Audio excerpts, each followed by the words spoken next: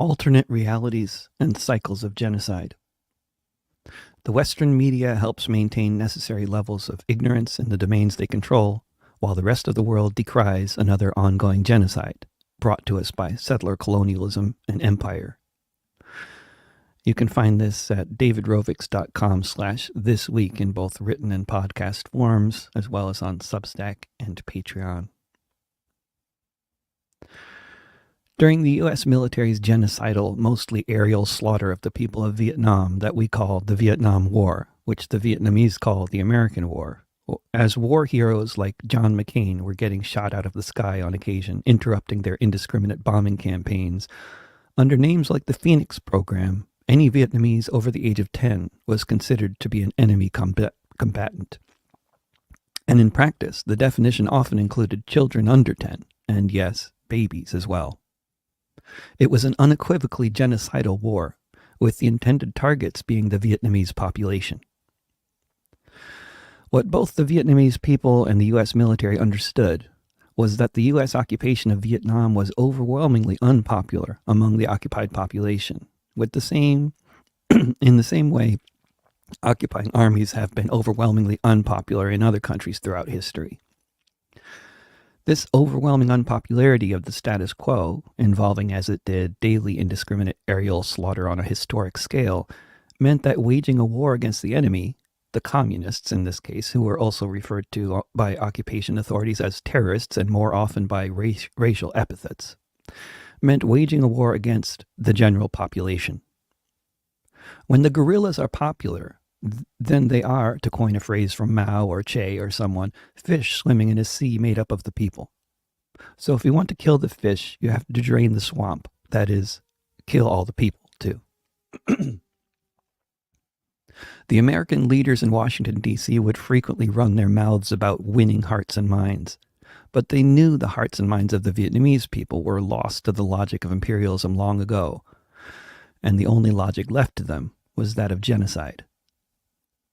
It shouldn't surprise anyone that those committing the unspeakable acts of butchering millions of civilians through years of indiscriminate bombing of an entire region consisting of several sovereign nations in Southeast Asia would be coming from a country that was itself colonized by Puritans who carried out the 1600s equivalent of this kind of genocidal campaign. Requiring settlers to carry guns and rewarding them for bringing in scalps of Indians was a significant part of the local economy for many, just as new arrivals from Europe were also pushed by economic forces to always move further and further west. Meanwhile, in occupied Palestinian lands, the biggest and least expensive homes for an Israeli Jew to live in are inconveniently located on the most recently stolen neighborhoods in the West Bank. Just as with the colonial settlement of North America and the reservation system set up during the ongoing expansion of the United States for centuries after winning nationhood, in Vietnam, those who didn't die beneath the napalm rain were told they could move into places known as strategic hamlets, which were safe villages explicitly under U.S. military control.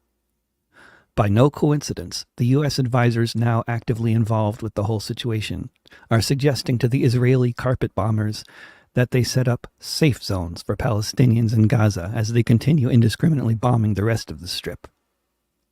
But even this, along with any suggestion of a ceasefire, or any notion that civilians need to be able to drink, eat, or have any kind of shelter, is being rejected by Netanyahu's government.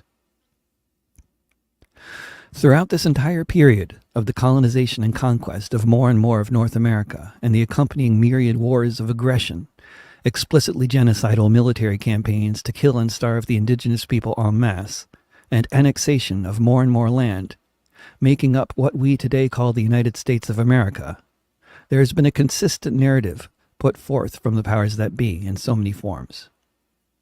These include the notion that the land wasn't being used, hardly anyone was living on it, and anyway, it's ours by right of the fact that the only people that really matter are Puritans. Later, the definition of the only people that really matter was expanded somewhat. Throughout this period, another very important part of the consistent narrative that is always propagated in so many ways is that America is always the victim, and in order to seek justice, it needs to conquer more land or occupy or bomb another country. The war with Japan began with Pearl Harbor, not with the crippling oil blockade the U.S. Navy was imposing on the Japanese Empire at the time the military targets in Hawaii were attacked. The war with the Vietnamese people began with an attack on the U.S. Navy just off the coast of Vietnam. What was it doing there? Except the attack didn't happen. We had to go overthrow the government of Grenada because American students there were feeling unsafe, except the whole story was fabricated. I could go on for pages and pages with more. For so many of the American people, those being far from the many American war zones, far from the Indian reservations, and not in prison, for example, it's possible to maintain all kinds of delusions about the realities of U.S. domestic and foreign policies, and the supposed history of American victimhood, even while reality continues to unfold with what might seem like such obvious, even genocidal violence, both perpetrated and sponsored by our own government, such as with my examples of Vietnam and Gaza. The sort of logic dictated when you're running an authority that is deeply unpopular, that is responsible for occupying someone else's country, says if you can't win popularity, you must win fear and obedience. And if you can't win fear and obedience by imposing the harshest of punishments, torture, arbitrary assassinations, arrests, and indefinite detention on no charges, poisoning the water. Sorry, all you historians of medieval anti-Semitism in Europe, but yes, exactly that in the case of Gaza. Then you must commit genocide. It's definitely no mistake that Israeli policies towards Palestinians, particularly in Gaza today, bear so much resemblance to the U.S. military's campaign in Vietnam. There is the fact that no small number of those Israelis in positions of power are Americans, grew up in the U.S., and have an American worldview. And probably more importantly, there's the billions in military aid flowing in every year, which naturally tends towards encouraging military solutions to problems, even when there are none, short of genocide, which comes with all kinds of unforeseeable possible negative consequences for the perpetrators in this particular case, it would seem. But perhaps most importantly out of all is the basic logic of running a deeply unpopular occupation on someone else's land. Ultimately, the only solution you're eventually going to arrive at, other than completely reversing course, is the one the Nazis called the final solution. As is hopefully made obvious by the comparison I'm making with examples like U.S. westward expansion and the U.S. occupation of Vietnam, there is absolutely nothing inherent in Jewishness, Jewish history, or Judaism when it comes to running a sadistic occupation regime or engaging in genocidal bombing campaigns or trying to kill millions of people by preventing them from having access to water, which is what is going on right now as I write. There are particularities about the Zionist project in Palestine, Israel, tenets of the Jewish religion's attachment to the notion of returning to Israel, as well as massive consequences resulting from the Nazi Holocaust and U.S. immigration policies, that are all very relevant in understanding the form of settler colonialism that took root in that part of the world. And I've written about all of that recently if you want to read more on that theme.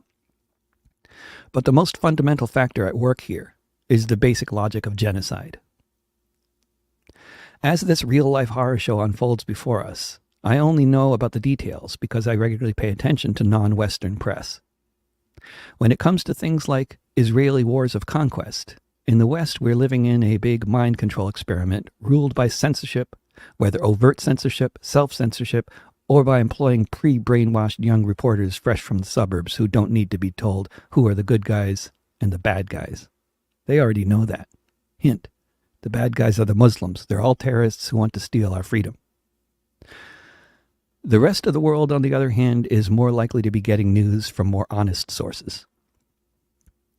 One indication of this contrast between the West and the rest, when it comes to the news on the U.S., is on the U.S., British, German, and French networks. Life in the world continues more or less as normal. Both the Hamas attacks in southern Israel and the Israeli bombing of Gaza are given daily attention, and both are headline news even, but only amid other headlines related to the U.S. House of Representatives' inability to appoint a speaker, the latest iPhone model, and what's new in fast fashion. And any reportage of the situation unfolding now always makes sure to put it in the context of when the imperialists always start any narrative, with the attack of the rebels. Why are there rebels in the first place? What are they rebelling against? Do they have any clean water to drink or ability to leave their walled ghetto? These are not the central themes to Western news coverage this week, or ever. Meanwhile, on Al Jazeera, they interrupt their coverage of the genocide only to mention the thousands killed in the earthquakes in Afghanistan and to carry the latest press conference held by the U.S. President, the U.S. Secretary of State, or the head of the Joint Chiefs of Staff, who are having daily press conferences as they very actively try to either foment or prevent World War III, depending on how you look at it. One might think that the fact that the Secretary of State and the President are spending so much of their time in the Middle East, along with about 1/5 of the U.S. Navy by my estimation, with more carrier groups said to be on their way, might be enough to cause Western news outlets to alter their format and treat this genocidal bombing campaign like the exceptionally murderous case of collective punishment that it is. But regardless of how full of blatant violations of so many norms and UN charters that it is, despite the fact that they would be rushing to cover all of it in great detail if these horrific acts had been committed by Russia in Ukraine, we only hear tidbits about Israel's right to self-defense and lots of ridiculous explanations about how they didn't actually just bomb the hospital and kill 500 people. We are treated consistently to reportage that omits mention of the other hospitals, schools, apartment blocks, and ambulances that were definitely bombed by the Israelis, in favor of giving the analysts from Mossad the benefit of the doubt in this particularly egregious case. We are then treated to so much talk about how those killed in southern Israel make up the biggest mass murder of Jews since the Nazi Holocaust. The implication being that there is some kind of relationship between the Jewishness of most of the victims and the fact that some of those living within the deeply impoverished confines of Israel's besieged walled ghetto saw fit to kill and take hostages from the population of those living comparatively luxurious first world lives on the other side of the walled ghetto in a desperate ploy to free their thousands of child prisoners. The point of this rhetoric about historic Jewish suffering, in this case, is to imply once again that there might be some kind of relationship between anti-Semitism in Europe and the Palestinian victims of the American-sponsored Zionist movement that has been invading and annexing more and more of Palestinian land from 1948 to the present. There is a relationship here, but it's not about any connections between Hamas and the Nazis, but the connection between one genocide being carried out in Europe helping to rationalize some of the survivors of it to carry out another genocide somewhere else. Of course, being raised and educated and informed our whole lives by the incoherent babbling that passes for the press for so many people in the West, it's absolutely terrifying, but also not surprising, that countries like Israel and the U.S. have so many people within them who believe the kinds of things that we hear most of the Israeli political leaders today saying, about Palestinians being human animals who should be treated as such, about how all of the Palestinian people are the enemy, about how the only solution is their extermination. This is the kind of thing they're saying, and this is exactly the kind of thing that was said daily about the Vietnamese and about the Indians.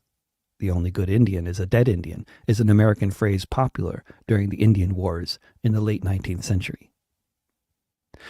The way the kinds of repressive policies that inevitably accompany settler-colonialism lead to retribution, struggle, armed and otherwise, and general discontent among the occupied tend, along with the constant efforts to brainwash the population of the colonists and their descendants with the colonists' narrative of reality and history, to continually reproduce the dynamics of conflict, the cycle of violence, a genocidal mentality among the occupiers, and a desperate resistance among the occupied. This pattern can be seen repeated for hundreds of years all over the world. This is yet another reason why there is nothing ironic about Jewish victims of unspeakable oppression becoming genocidal killers. Regardless of whether surviving genocide makes a population more or less likely to stand up for all the oppressed people of the world after that experience, there is always the logic of genocide doing its work if you are part of a group that is involved with an ongoing settler colonial conquest of someone else's land. If they were holding back at all 75 years ago, they're not now. They've now had generations of time to work on further vilifying the Palestinian enemy, helped along by every traumatic experience which generations of conflict have inevitably produced on all sides. And since 2004, when Israel embarked on a project to surround their many Palestinian ghettos in the West Bank by a huge wall, and at the same time embarked on a project to wall off the entirety of Gaza and besiege it in so many new ways, The likelihood that an Israeli Jew and a Palestinian from the West Bank or Gaza might even have a chance to meet and have a conversation with each other has drastically decreased, making the power of propaganda so much more potent, with fewer and fewer potential interactions between actual human beings that might counter it. Everything that I'm writing about, incidentally, is understood well by many Israelis, including by some of the very eloquent relatives of those killed in southern Israel on October 7th. Every day in Jerusalem, anti-Zionist Jews are protesting and even fighting with the police in opposition to the bombing of Gaza. Protests against the incessant, indiscriminate bombing of hospitals, ambulances, schools, convoys of refugees, bakeries, and apartment blocks, and against depriving Palestinians of drinking water, food, medicine, and fuel have been taking place daily throughout the world, including throughout the West, often led by Jews who have not drunk the Zionist Kool-Aid, of which there are many. But unfortunately, we don't run Israel, and we don't run the USA.